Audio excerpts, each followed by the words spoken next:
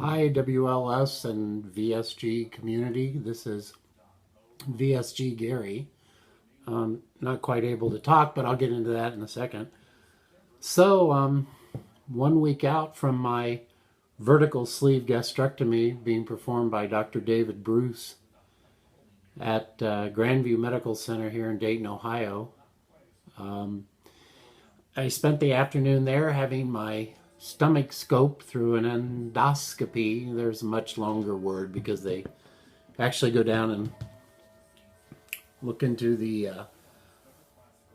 upper regions of the small intestine. So, but that all came out pretty good. He saw where I had an ulcer. The doctor did, but said that wasn't going to affect the surgery for next week. So, other than not being able to talk, which is pretty good for my wife, other than that, I'm fine.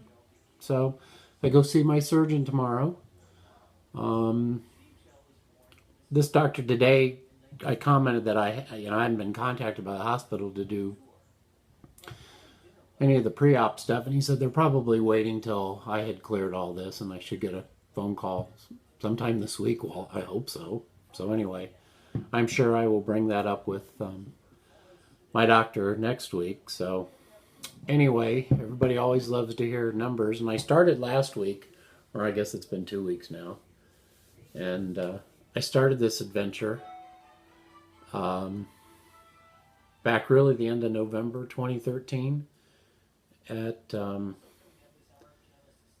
probably more than I weighed when I went to the surgeon, but the surgeon's weight is what counts and it's what I'm using. So that was 386 pounds. This morning I was 355 pounds, which is really kind of cool to me because I haven't lost that much since about 5 years ago. So hey, it works.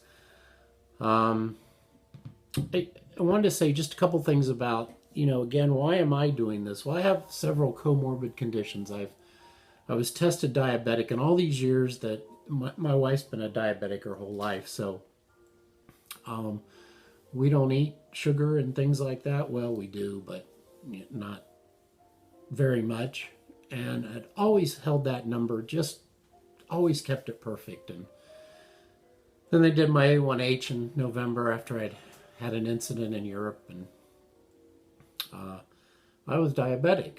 So that kind of convinced me, okay, I got to do something about that. Well, in addition to that, of course, I have high blood pressure. I've had it, I think, from the day in my mid-20s they discovered it. So, and also the typical aches and bad joints any young 60-year-old would feel.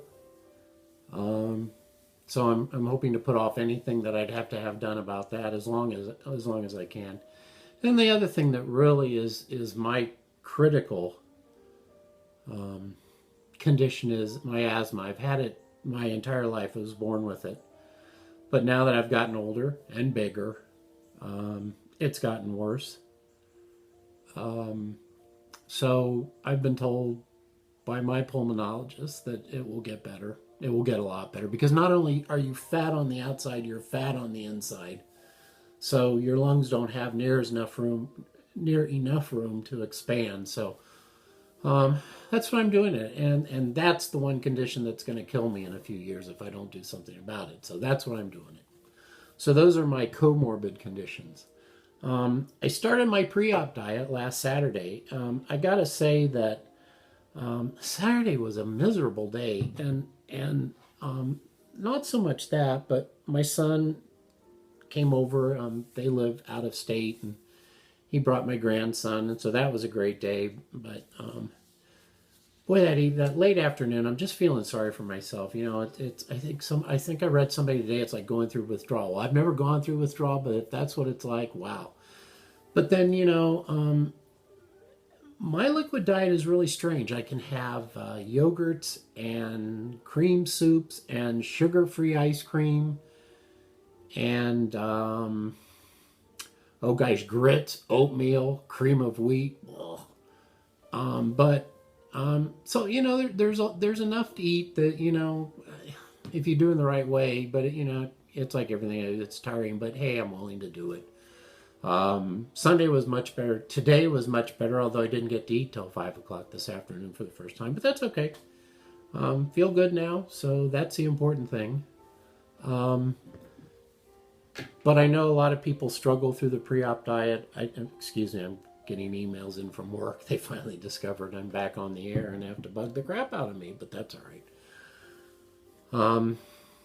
But anyway, I'll get through the pre-op diet, and that'll be that. So, finally looking forward to seeing you all on the other side, on the loser's bench. Gosh. Yeah. Been a long time coming, but all of you've gone through it. So what can I say? It's something that you've all gone through. If you're thinking about doing it, you're going to have to go through it with the rest of us.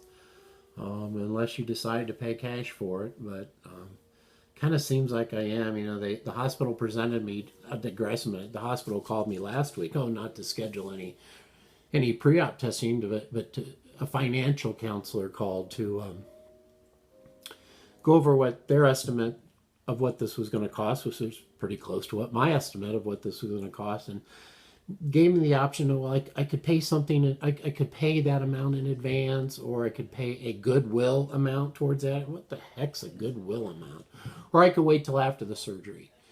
And immediately I said, well, do I get a discount if I write you a check and bring it right down to you? Do I get a discount? No, you don't.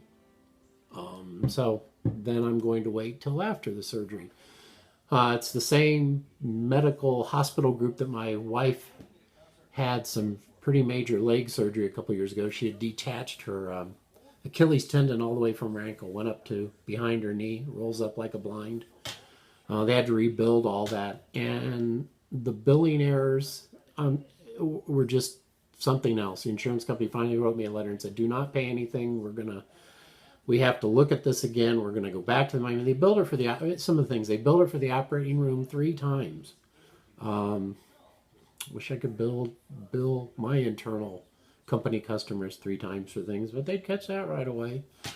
Anyway, so waiting for that. But advice to some of you that are thinking of this, have a lot of cash handy, because you're going to need it.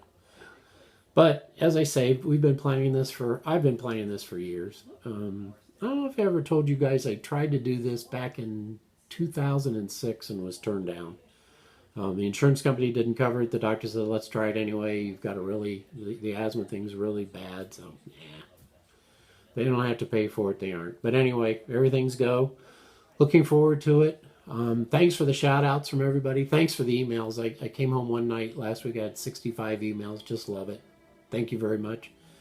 Doing well. Don't know if I'll make another video before, but I'll try to make a video in the hospital. That ought to be interesting. But anyway, thanks everybody for all the encouragement. This is just the greatest group I've ever found seriously in my life to try to do something like this. Just absolutely great. So anyway, everybody take care, God bless, and keep traveling.